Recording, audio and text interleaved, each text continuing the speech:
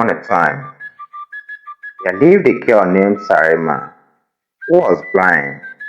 But she wasn't born blind. Sarima was a 10-year-old girl who was not born blind. She was a happy and carefree child who loved to play with her friends and explore the world around her. She goes to school early in the morning and returns back home immediately after school. She was a bright and intelligent girl in her school, and she was always among the best students in her class. She lived with her mother and father, and they loved and cherished her so much. Her mother was a farmer, while her father was a trader who travels to different places for business. It was the holiday season. Sarima and her mother decided to go on a road trip to the village. As they were traveling to visit her grandmother, they got into a car accident. Sarima's mother was instantly killed, and Sarima was left with severe injuries to the head, which led to so many deformities, including blindness. She was unconscious in the hospital for several weeks. Sarima's father was so saddened by the loss of his wife and the pain of his daughter's blindness. He tried to take care of Sarima on his own, but it was too much for him. He was unable to do his business and take care of his blind daughter at the same time. His relatives advised him to marry another wife that would assist in taking care of the house and his blind daughter. He thought about it for some time, but eventually he remarried, hoping that his new wife would be able to take care of him and take care of Sarima. Sarima's stepmother was a cruel woman. She resented Sarima for being a burden to her husband, and she took out her anger on the young girl. She made Sarima do all the chores, and she often punished her for no reason. Sarima's stepsister was also cruel to her. She made fun of Sarima for being blind, and she would often push her around for no reason.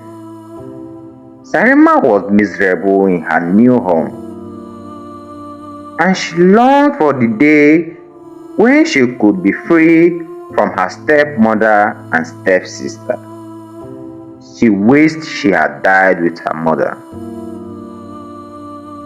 Sarima was often sent to the stream to fetch water all by herself. When she gets to the stream, she will sit there and cry for long. Her childhood friends from school did not abandon her. She was like a backbone to Sarima. Even though Sarima's stepmother did not like that her friend was always around to assist her with chores whenever she can, her friend kept on coming to assist Sarima. Her father was not always around to notice that she was being treated badly, and she never had the opportunity to tell him how she felt. One day, Sarima was pushed down the stairs by her stepsister. She was badly injured, but she miraculously regained some of her sight back. Sarima was able to see her stepmother and stepsister for who they really were, and she vowed to never let them hurt her again. She didn't let them know that she had regained some of her sight back. She allowed her stepmother and sister to leave the house. Then she packed a few of her belongings that she could carry and ran away. Sarima moved in with her grandmother, who loved and cared for her unconditionally. Sarima began to learn how to live with her partial blindness. She eventually found a way to thrive.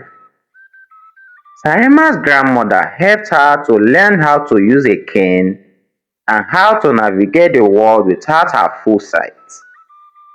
She also helped Sarima to develop her other senses, such as her hearing and smell. She continued her regular checkup at the hospital, but the doctor said it was a miracle that she had begun to regain her sight back, because it was impossible medically. Her eyesight was beginning to get clearer eventually as the months passed. She went back to school, made some new friends who loved her for who she was, and she even started a blog about her experiences.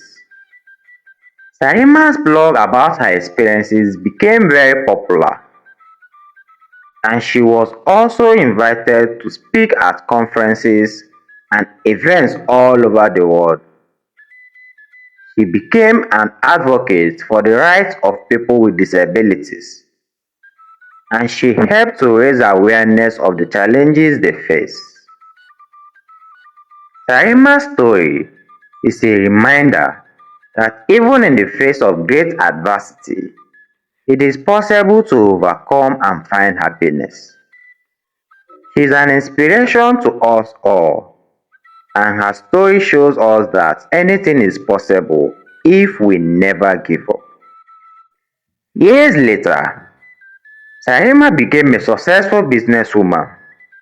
She founded a company that provides products and services to people with disabilities. She used her platform to advocate for the rights of people with disabilities, and she became a role model for others who were struggling. She also wrote a book about her experiences, which became a bestseller. She never forgot the pain and suffering she had experienced, ranging from the death of her mother to the cruel treatment from her new family. But she refused to let it define her.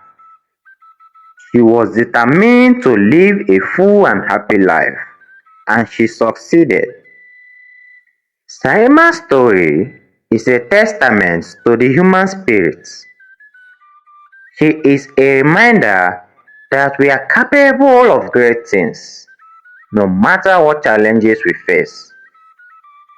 She is an inspiration to us all, and her story will continue to touch the lives of others for generations to come.